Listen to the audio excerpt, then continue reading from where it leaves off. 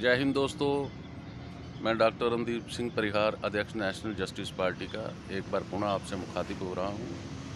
तो बात करूँगा arrest while Jammu and Kashmir state की। 1947 14 अगस्त में जब इस्लाम के नाम पे भारत का विभाजन किया गया, मोहम्मद अली जिन्ना ने इस्लाम के सेंटिमेंट्स को बढ़ा चढ़ाकर हिंदुस्तान का बंटवारा कराया और पाकिस्तान बना।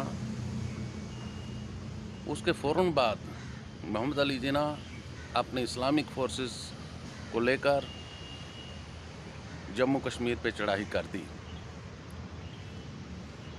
तब जम्मू कश्मीर के महाराजा हरि सिंह जी ने बहुत दलेरी और बहादुरी से इस्लामिक फोर्सेस का मुकाबला करते हुए अपनी स्टेट की रक्षा करने के लिए उन्होंने सर्वस्व लगा दिया। लेकिन वो युद्ध नहीं था। अगर वो युद्ध होता तो निश्चित तौर पर महाराजा हरि सिंह जी पाकिस्तान के उस युद्ध में विजयी होते। वो युद्ध नहीं था, बल्कि इस्लामिक फोर्सेस गांव के गांव को जला रहे थे, महिलाओं से दुर्व्यवहार किया जा रहा था और इस्लाम के नाम पर उन्होंने जम्मू कश्मीर में मार काट मचा दी।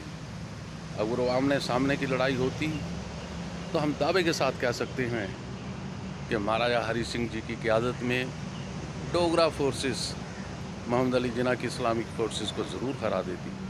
लेकिन जब महाराजा हरि सिंह जी ने ये देखा कि अब जम्मू कश्मीर की हिफाजत करना उनके बूते की बात नहीं रही, तो उन्होंने इमीडिएट हिंदुस्तान के साथ इल्हाक किया और उस इल्हाक का ये नतीजा हुआ कि आज जम्मू कश्मीर और लद्दाख हिंदुस्तान के नक्शे में है।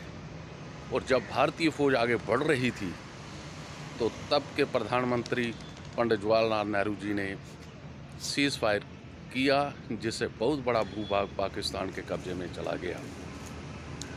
1965 की जंग लाल बहादुर शास्त्री के ज़माने में हुई, तब भी भारतीय फ़ौज आगे बढ़ रही थी, लेकिन लाल बहादुर शास्त्री जी ने भी सीज़ फायर किया।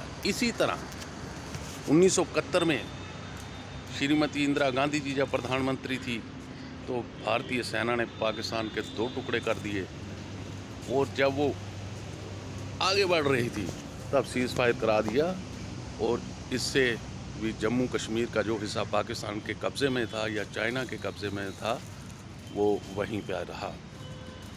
इसी तरह अटल बिहारी वाजपेयी के ज़माने में करगिल युद्ध हुआ और करगिल की चोटियों पे जब फतेह हासिल की भारतीय सेना ने तो अटल बिहारी वाजपेयी ने सीज़ फायर करा दिया। इसी तरह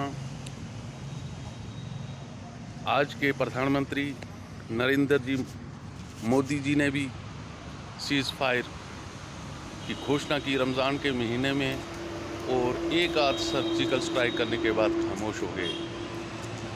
अगर ये सीज़ फायर की पॉलिटिक्स ना होती तो आज पूरे का पूरा जम्मू कश्मीर हिंदुस्तान के नक्शे पे होता। आज हम सवाल पूछना चाहते हैं कि ये सीज़ फायर क्यों किया गया, क्यों भारतीय फ़ौज के कदमों को रोक दिया गया, क्यों उनके हाथों को बांध दिया गया और क्यों POJK और COJK को मुक्त नहीं कराया गया। आज ज़रूरत इस बात की है कि इमीडिएट POJK और COJK को लिबरेट किया जाना चाहिए। जहाँ तक जम्मू कश्मीर लद्दाख का ताल्लुक़ है, 5 अगस्त 2019 को जम्मू कश्मीर से लद्दाख अलग किया गया।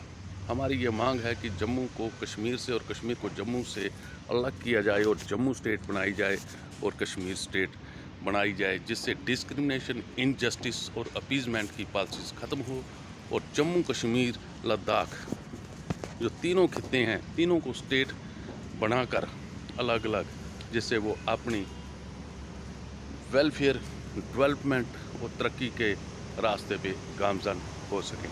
जय हिंद।